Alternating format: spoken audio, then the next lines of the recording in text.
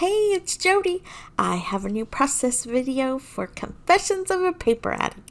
Please stop by the Etsy shop to pick up all the cut files. Today I'm working with these super cute floral circle. And I did cut that out in watercolor paper. Actually, it was the Vicky Booten's foundation paper. And I'm going to scrap that picture of me and my mom. And I have decided to use the Shimelle's Best of Both Worlds May kit. And this had lots of green in it. But I just fell in love with it. It has a really good mix of stuff. And I really love that Heidi Swap page. So that was... I knew I wanted to use that as my background. So I'm trying to match some of the colors in those rainbows onto my cut file. And then I did an offset, an external offset with that pretty blue, light bluish paper to go under the watercolored cut file. And if you get this cut file, you will notice that this is completely turned around. I totally paint the wrong side of the cut file, and of course I don't notice until I'm done and try to put it on my paper. So instead of making you sit through both sides, I just kept this first painting and then I redid it, but I went ahead and cut that. It was all the same process. I did change up the colors a little more, but it's so soft. The colors are so soft. And I also want to give you a fair warning that my lighting is never very good, but this time it was really bad. There's gonna be in a few minutes it's gonna turn completely crazy, and that was my fault because I turned on a smaller light I had above me because it was getting dark, but it's very yellow, so I apologize. So yes, I'm sorry. But anyway, I am painting my heart out. I absolutely love this floral. It has plenty of leaves and petals and that little bunch of berries, maybe. I don't know. And I don't know what the flowers are. It doesn't matter to me. They are super cute, and they're fairly simple. This is another way I like to use a cut file, and that is just to paint it, make it our own, and you could use any color scheme, any collection. That's what I love about painting a cut file, is you could really make it your own. So those are the colors I used. I still use very similar colors on the right side that I don't make you watch. After I let it dry, I do give it a little bit of help with my heat gun. There it is. And there it is, all dried. Now the collection has some of the Vicky Booten color study, and it has that really gold, like, I don't know what kind of gold that is. It's like extra sparkly gold.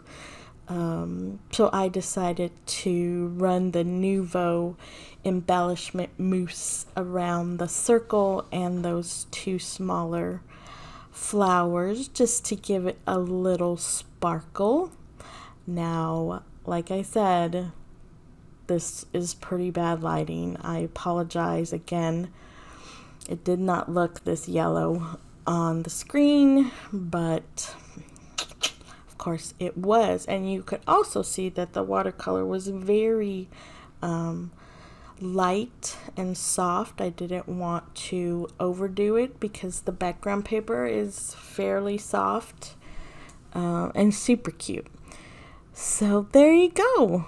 I love it. It's kind of busy, I'm not gonna lie, but I think the cut file definitely holds its own. Now for this guy, I popped him up on some of that teeny tiny strips of adhesive foam. I got those at scrapbook.com and I really like them. I don't remember how much they were, but they work so good for this very thing. I was almost tempted, to make a shaker pocket. But I had no energy to go through my sequence. And that particular purpley color is hard to come by. So yeah. Anyway, there's my picture. I decided to print it in black and white. I recently went home, and some of you may know my older sister has had a brain bleed and continues to recover. So this visit was hard. It was hard, and it was different, and it was bittersweet. And these 2 days we spent at the beach. It was hard. It was hard to have fun knowing she was not with us. But we tried, and I definitely took plenty of pictures, including this one of me and my crazy mom. So I start getting to work. I knew that all this happiness would be so perfect, but I thought maybe the black was a little too much. So it takes, I keep it, but the splatters go, and then I don't know what is going on with the actual picture. It's just all wonky. So I put a few more things down, and then I just take it all up again, and try to figure out why I am not loving it.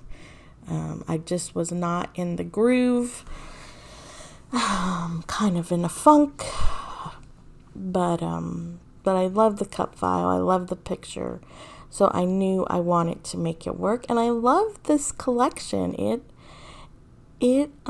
I've used it quite a few times, and I still have a whole bunch of stuff left. So yeah, it was just me, I think. So now that I realize it looks too elementary, I pick it all up. Thank goodness for that little spatula thing. If you don't have one, you need it.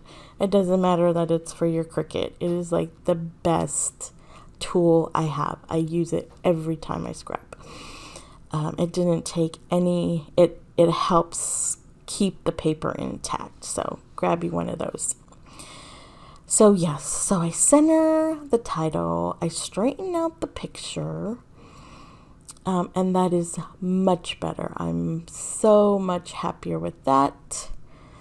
I love that purple sticker on the right. It says checklist. Who cares what it says? We were technically on a trip, so yeah. Above that is a chipboard piece that says, love, love, love this. Absolutely. The other little arrow on the picture says currently. And that little purple one I went ahead and straightened out. Oh goodness, what does it say? On my list? I don't know. I grabbed those gold chipboard heart stickers, again to bring out some of that pretty gold. I didn't like. Ooh, the enamel dots a little too green for me, but I did find some super cute hearts and a geotag to finish it off. Thank you so much for watching. Please give me a thumbs up and hit subscribe. There it is. And don't forget to join us in the Facebook group for a lot of crafty inspiration. I hope you're well. Take care. Thank you so much. Bye-bye now.